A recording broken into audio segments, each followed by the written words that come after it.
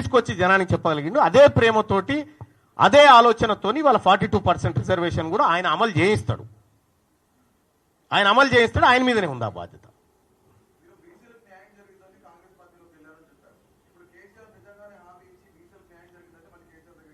ఒక విషయం చెప్తా ఉన్నా, మాదే ఉయ్యాలనా ఈయన దాని తాడికి ఆయన దాని తీడు కురికేయడానికి?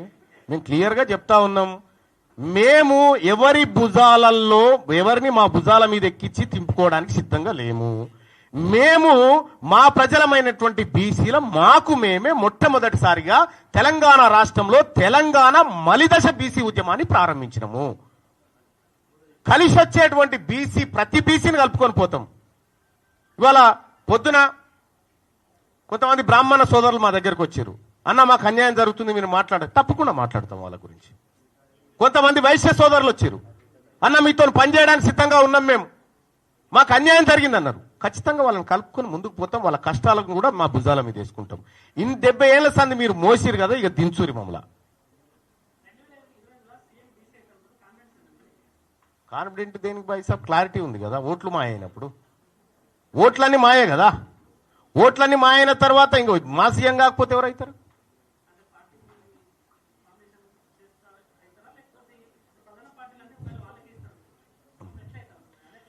బీసీల కోసం ఒక వేదిక రావాల్సిందే, అది అప్రాప్రియేట్ టైంలో ఖచ్చితంగా ఈ వర్గాల నుంచి వస్తుంది.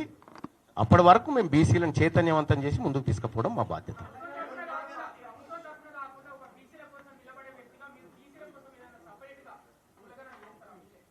మేము ఆల్రెడీ ఒక 6-7 గ్రామాలలో శాంపిల్ సర్వే చేస్తూ ఉన్నాం. సో నేను ఈ ప్రభుత్వాన్ని కూడా చేస్తూ ఉన్నా, నాకు ఆ పని చూపించడానికి ముఖ్యమంత్రి గారు, మీరు చేసినటువంటి కులగణన ఏ ఊర్లో చేసిరో ఆ ఊర్లో ఉన్నటువంటి క్యాస్ట్ వైజ్ వివరాలు ఆ గ్రామ పంచాయతీ దగ్గర అంటూ పెట్టాలా, ఏది ఆ నోటీస్ బోర్డులో పెట్టాలా, ఏ వార్డులో చేసిరో ఆడ పెట్టుర్రి. ఇప్పుడు తెలంగాణ రాష్ట్ర అసెంబ్లీ ముంగట కులగణన పూర్తి వివరాలు క్యాస్ట్లతో సహా గ్రామాలు వార్డుల వారీగా సభ ముందు పెడితే మా సర్వే పెద్దగా ఎక్కర ఉండదు. అది పెట్టిన తర్వాత అసలు వ్యవహారం స్టార్ట్ అవుతుంది. అంటే తీసుకురాలేదు దాన్ని, వాస్తవంగా అప్పట్లో అనుకున్నటువంటి కార్యక్రమం కానీ తీసుకురాలేదు. నిజంగా ఆ అవసరాలు ఉంటాయా తెలంగాణ బీసీ ఉద్యమానికి అనేది భవిష్యత్తులో ఆలోచించి చెప్తాం.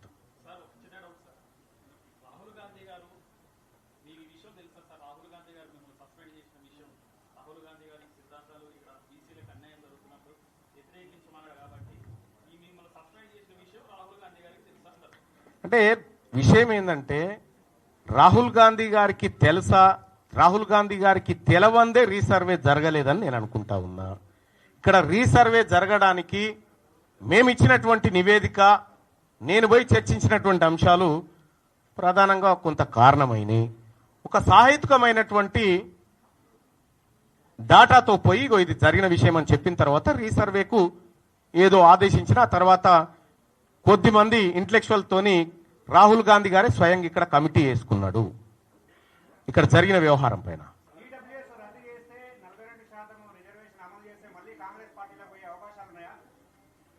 కాంగ్రెస్ పార్టీ నా ఇంటికాడికి వచ్చినప్పుడు ఆలోచిస్తుంది.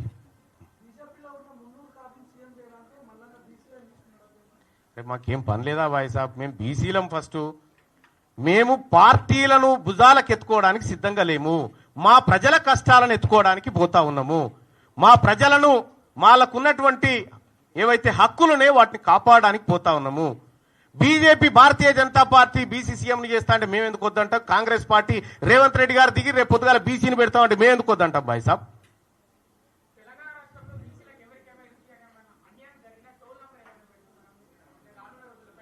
ఇప్పుడు జస్ట్ గూగుల్లో తీన్మార్ మల్లన్న ఆఫీస్ అడ్రస్ అని కొడితే వస్తుంది, నెంబర్ ఎక్కర్లే, డైరెక్ట్గా కూడా రావచ్చు.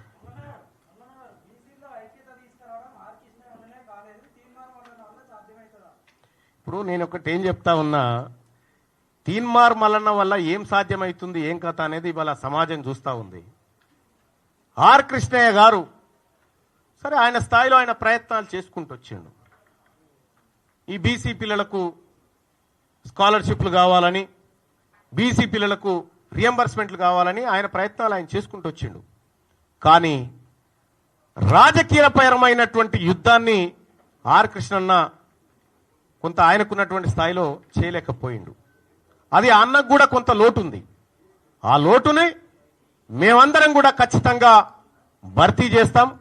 ఇవాళ బీసీలలో వచ్చినటువంటి చైతన్యమే, బీసీలలో వచ్చినటువంటి మార్పే ఇవాళ ఎమ్మెల్సీ ఎన్నికల ఫలితాలు మన కళ్ళ ముంగట కనిపిస్తా ఉన్నాయి.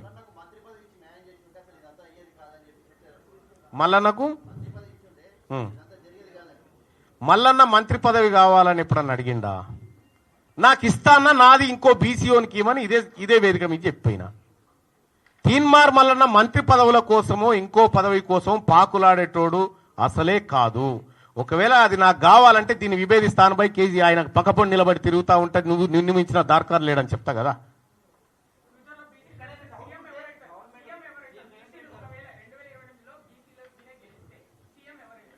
బీసీలు అవుతారు. ఇప్పుడు కాదా, ఎలక్షనే రాలే, ఎన్నికలే కాలే. నేనేమంటున్నా బాయ్ సాబ్, ఏమిటికేం లేదు. ఇప్పుడు పిల్ల పుట్టక ముందుకే కుల్ల గుచ్చినట్టుగా ఇవి బీసీ ముఖ్యమంత్రి ఏంది, ఆయన పేరేంది అనుడు కూడా అది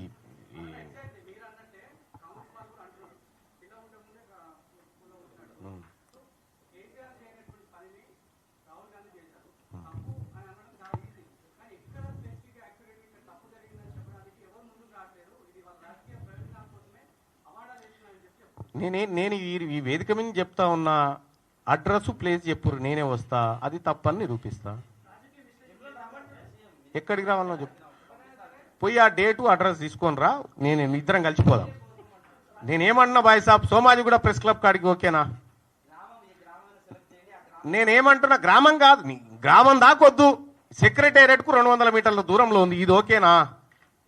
ఇది ఓకే అయితే నేను సిద్ధంగా ఉన్నా.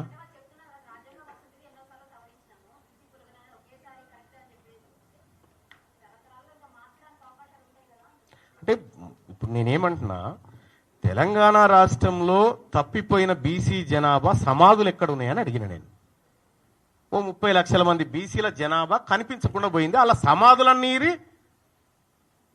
వాళ్ళ డెత్ సర్టిఫికేట్లను చూపిరి.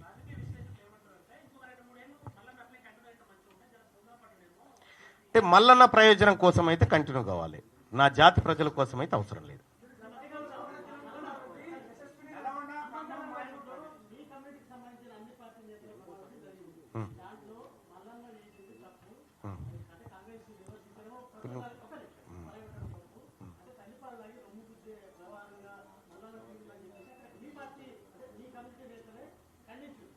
ఎవరైనా ఖండించిన ఆయన పేరు చెప్పు. అంతర్గతంగా జరిగితే నీకెట తెలిసింది బాయ్ సాబ్? ఆడు ఏం జరిగిందో నాకు తెలుస్తుంది కదా. ఇప్పుడు అది రహస్యమే అయిన తర్వాత నీకు తెలియదా? రహస్యం అంటే ఎవరికి తెలియని రహస్యం, నీకు తెలిస్తే అది ఓపెన్ అవుతుంది కదా. నేనేమంటున్నా, అంత విషయం ఏంటంటే దానికి నాకు కూడా పిలుపు ఉండే, నేను కూడా పోవాల్సి ఉండే. నేను చెంచల్గూడ జైల్లో మా బీసీ అధికారులను ఏసీబీలకు పట్టిస్తున్నటువంటి సందర్భంలో వాళ్లకు ఆత్మస్థైర్యం చెప్పడం కోసం నేను ఆ కార్యక్రమానికి పోయినా. పిలవలేదనేది అబద్ధం. అది మేమందరం కూర్చొని మాట్లాడుకొని వాళ్ళు ఏం మాట్లాడుతుంది కూడా నాకు చెప్పి, అన్న ఇది అనుకుంటున్నామని చెప్పారు. మీరు ఖండించలేదనేటువంటి మాట కాదు, ఖండిగా ఖండించారు దాన్ని. బీసీ చేసి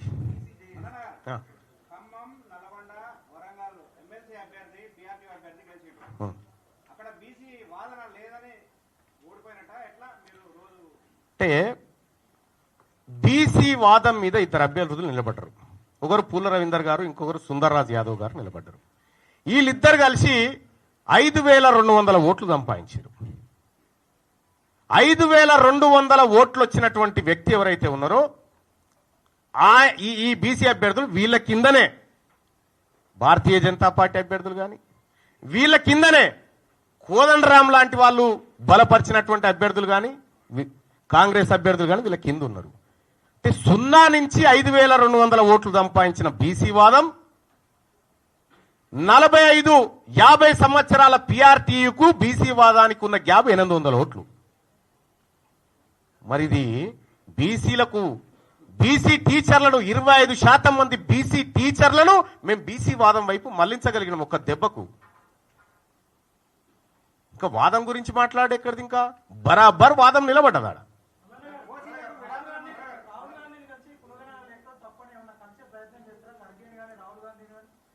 అందరికీ ఇవ్వాల్సిన మెటీరియల్ ఇచ్చినము. అందుకే కాంగ్రెస్ పార్టీ అగ్రనాయకత్వం ఆగ్రహం వ్యక్తం చేసి రీసర్వేకి ఆదేశించింది. అన్నా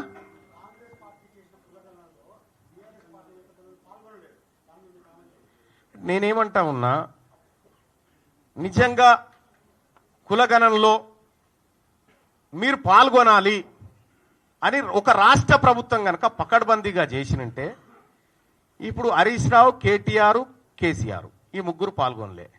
వీళ్ళింట్లో వీళ్ళు నలుగురు, వాళ్ళు నలుగురు, వాళ్ళు నలుగురు, ఈ 8 మంది పక్కింటి కాడ కూర్చొని కూడా రాసుకురావచ్చు. అది చిత్తశుద్ధి ఉంటే. చిత్తశుద్ధి ఉంటే పక్కింటి ఆయన కాడ కూర్చొని వీళ్ళు ఏమిటోళ్ళయా, వీళ్ళు వెలమోళ్ళ, ఎంతమంది పిల్లలు అని చెప్తారు. నీకు చిత్తశుద్ధి లేక, మీరు సర్వే చక్కగా చేయక, ముఖం బాగలేక అద్దం బలగొట్టుకొని ఇలా హరీష్ రావు, కేసీఆర్, కేటీఆర్ పాల్గొనలే. ఓకే, వాళ్ళు ఎవరో తెలియదా ఈ ప్రపంచానికి?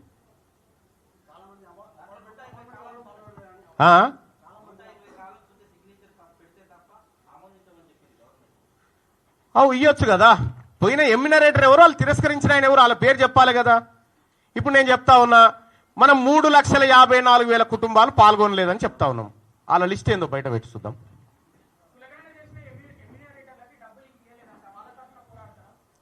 ఎందుకు పోరాడం భయ్? ఇప్పుడు ఎస్ఎల్బిసి కట్టుకున్నాం, ఎస్ఎల్బిసి తవ్వుతా ఉన్నాం, కూలిపోయింది, కూలి పైసలు అయితే ఇవ్వాలిగా. సమగ్ర కుటుంబ సర్వే ఏదైతే చేసినామో అది కూడా అటర్ ఫ్లాప్ అయింది. మరి కూలి చేసిన వాళ్ళకి కూలి పైసలు ఇవ్వద్దా? ఇవ్వాలి కదా. అట్లా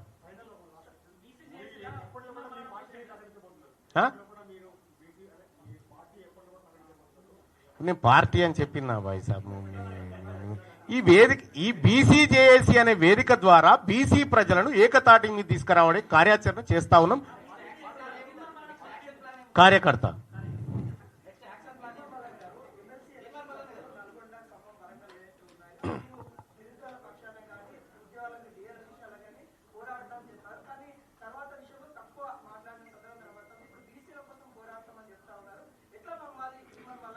అంటే ఎక్కడ మాట్లాడమంటారు? మండల్లో మాట్లాడమంటారు. విషయం ఏంటంటే, మండల్లో బీసీలకు సంబంధించినటువంటి కులగణన సర్వే రిపోర్ట్ పెట్టినప్పుడు మండల్ చైర్మన్ గారు నాకు ఇయ్యాలిగా బీసీ వర్గానికి మాట్లాడమని. అప్పుడు ఇయ్యలే. ఎస్సీ వర్గీకరణ వచ్చినప్పుడు నువ్వు మాట్లాడమన్నా అని ఇచ్చే. రెండోది ఏంటంటే, ఏదైతే తీన్మార్ మల్లన్న కోసం ఓట్లేసి గెలిపించి కష్టపడ్డ ప్రతి ఉద్యోగి, ప్రతి నిరుద్యోగి, ప్రతి పార్టీ కార్యకర్తను ఖచ్చితంగా కడుపులో పెట్టుకొని వాళ్లకు సేవ చేయడానికే ఉన్నా ఖచ్చితంగా చేసి చూపెడతా.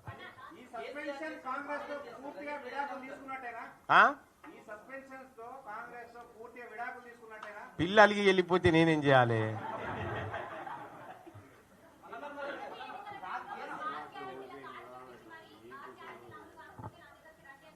అవును, రమ్మనే అంటున్నా. నా దగ్గరికి రండి, 6 గ్యారంటీలు అమలు కాకపోతే.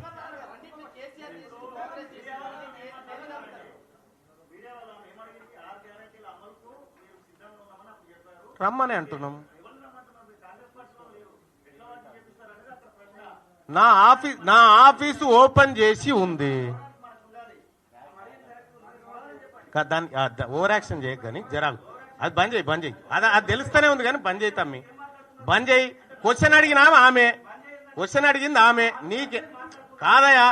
క్వశ్చన్ అడిగింది ఆమె. ఎవరు? నీ క్వశ్చన్ ఏందో అడుగు. నీ క్వశ్చన్ అడుగు బాయ్ సాబ్, నీ క్వశ్చన్ ఏందో అడుగు ఫస్ట్.